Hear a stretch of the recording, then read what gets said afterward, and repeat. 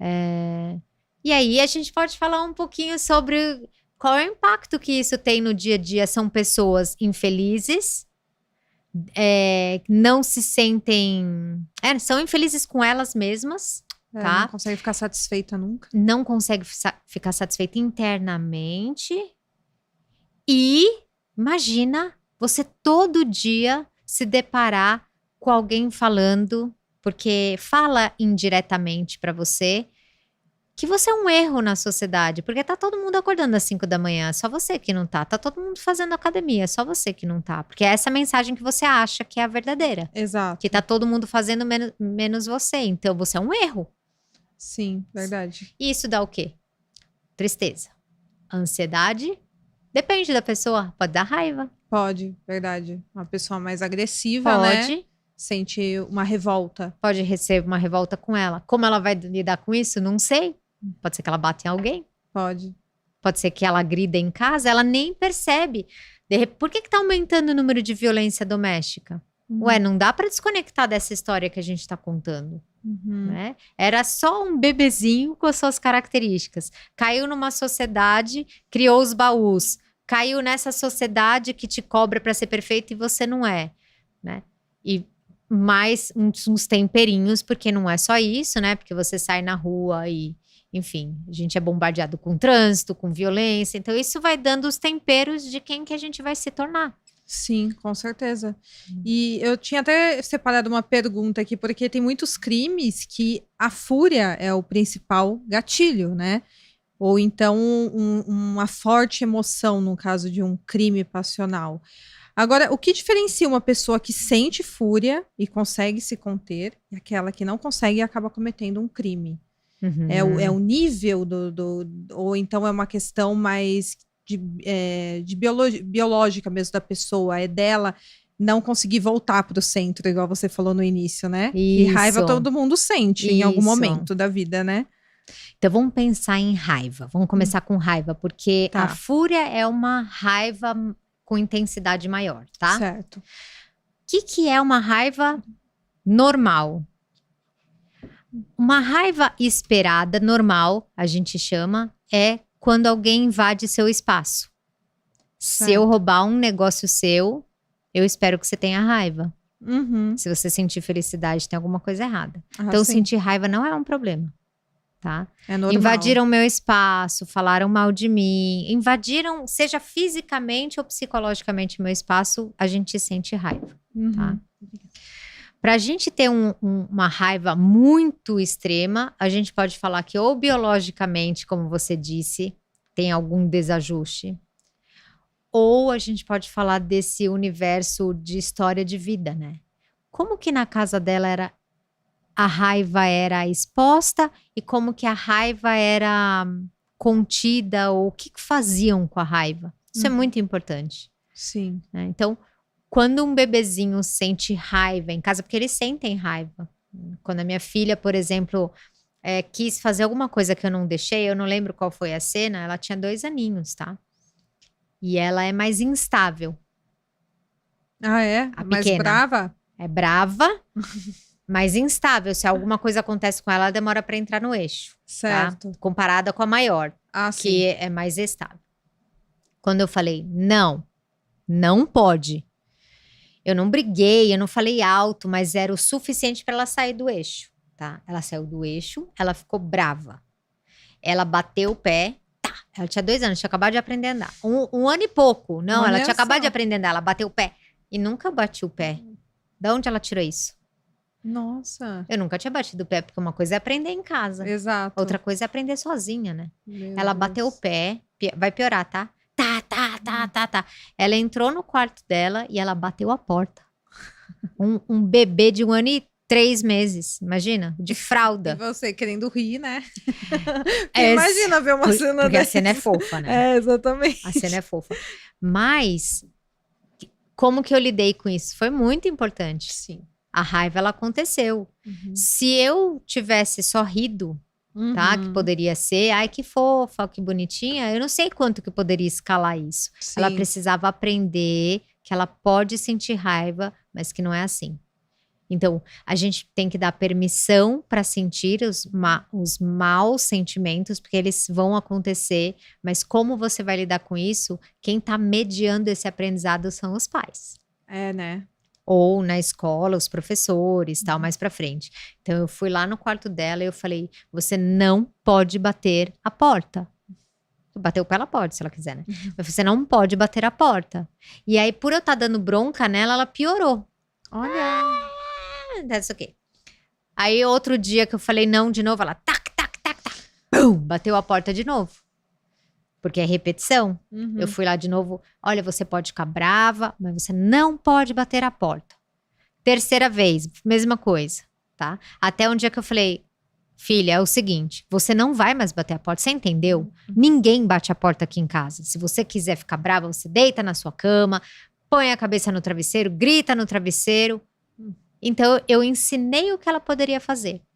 Sei lá, pra quinta, sexta vez, que eu dei uma bronquinha nela, tac, tac, tac, tac, e eu só de olho assim, ela fechou a porta, clique. Daqui a pouco, ela gritou ali. Sim. E tudo bem, né? E depois, hoje ela aprendeu já. Hoje, ela bate o pé do mesmo jeito, ela tem 13 anos, fecha a porta e fica lá no quarto dela e não quer me ver, ou não quer ver o pai quando fica brava, assim, tem todo o direito. Então, o que vai mediar esse sentimento é muito o ambiente social. Sim. Difícil descaracterizar e colocar só como biológico.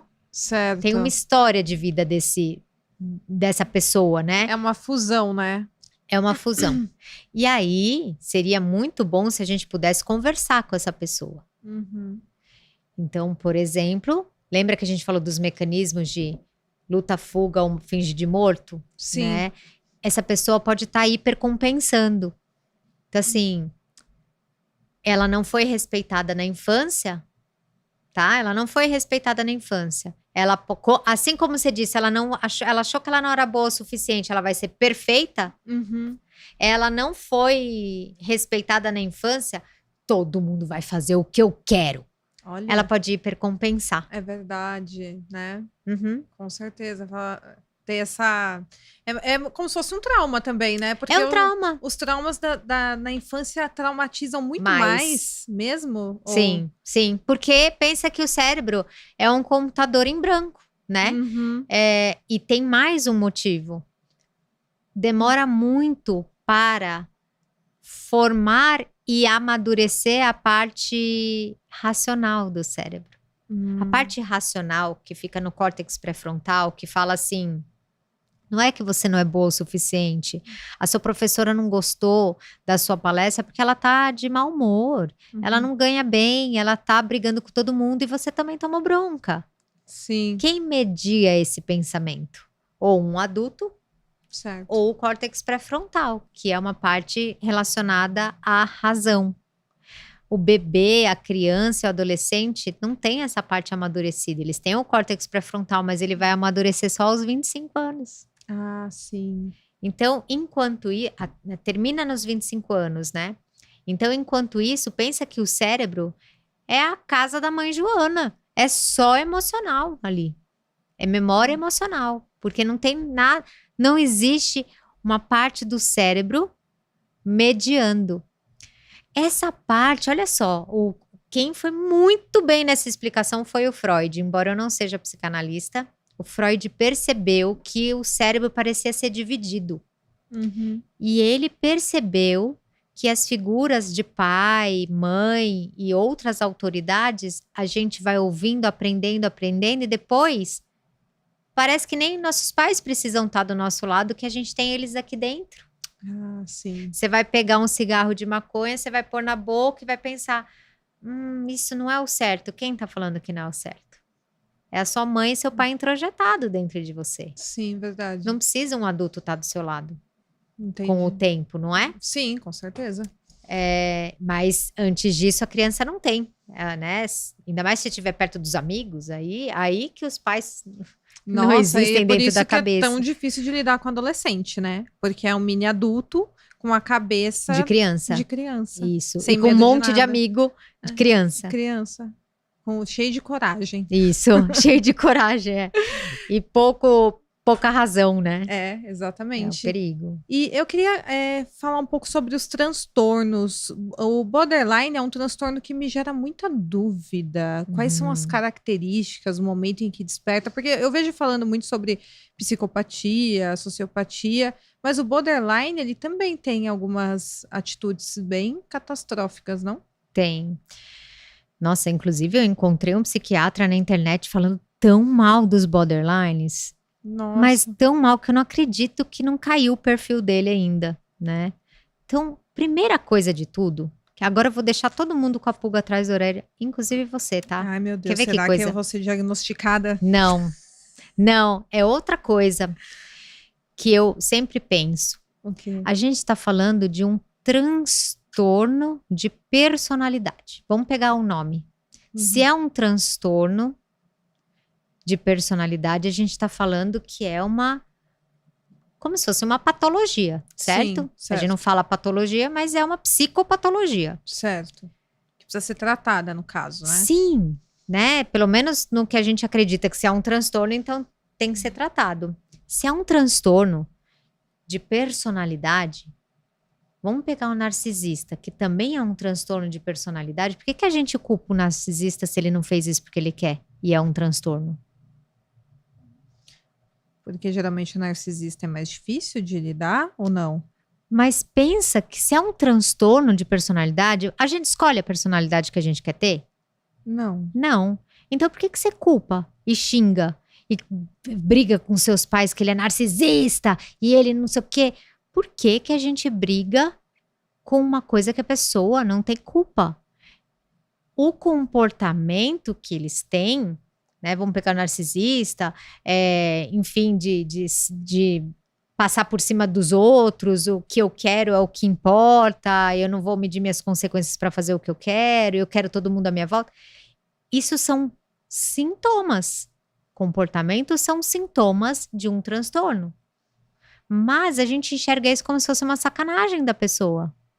Nossa, narcisista. É a mesma coisa você virar para uma pessoa e falar, nossa, cardiopata. Tipo, ué, a pessoa não tem, olha, não é? Inclusive, eu já vi muitos psicólogos falando que tem que manter distância do narcisista.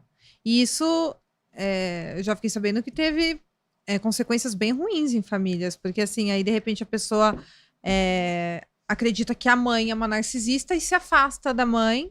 Então, é que é muito complicado, né, esse lugar. Acho que o psicólogo tem que dar opinião sobre se afasta ou não se afasta, né? Eu acho que a gente tem que tomar o cuidado de ajudar o paciente a colocar na balança, assim, é sua mãe.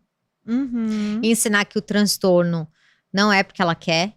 Ela também é vítima da genética dela e da história de vida dela. Ela não escolheu os pais dela, ela não escolheu a história dela. Exato. Assim Ela como tem você os está traumas, sofrendo né? com a sua, ela também está sofrendo, ela sofreu com a dela. Exato. Então, eu gosto muito não é que eu tô desculpando todo mundo, mas eu acho que é bom a gente inserir num contexto, né? Porque tem gente que acha que pai e mãe não tem os traumas deles, tem que ser perfeito, e não é bem assim, né? São seres humanos. São vítimas também das histórias deles, né? Eles podem ter apanhado pra caramba. Muito mais que a gente, inclusive, Pode. né? Porque antes era mais agressivo, né? Os pais, Sim. mais dura a criação.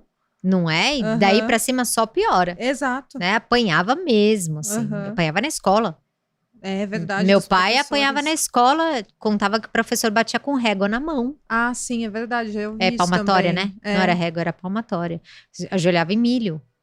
Olha Ficava que de horrível. costas pra parede, olhando pra parede. Chapéu de burro. Tipo, olha o nível. Deus. Cara, você destrói a vida de uma pessoa, né? Com certeza, você imagina. Isso. Então, se a gente está falando de transtorno, eu estava falando que o psicólogo não deveria ser a pessoa para falar para se afastar. Deveria contextualizar para que as pessoas possam entender que é um transtorno, ninguém está fazendo isso porque quer. E aí sim ponderar o que é bom para você fazer, né? Às vezes você consegue passar um domingo, tomar um café da manhã com a sua mãe, mas talvez você não consiga conviver porque é muito difícil para você, mesmo você entendendo que é um transtorno, você também tá sofrendo com isso. Então, para sua preservação, um café da manhã pode ser o suficiente, né? Sim, com certeza. Agora, se a sua mãe faz realmente muito, muito mal para você e não tem outra forma, ela não vai se tratar, ela não quer se tratar, enfim, qualquer coisa, você também tem o direito de se afastar para você se preservar. Mas aí não sou eu que vou falar para você se afastar, porque é a mãe, é complicado você mexer com isso. Acho que cada um. Aliás, não é nem porque fosse a mãe, ou irmã, ou filha, ou amigo, o psicólogo não tem que falar o que você faz. A gente pensa juntos, ponderando para você o que é o melhor para você. Sim, né? Acho que essa é a forma mais racional de agir diante de uma situação dessa, né? Sim.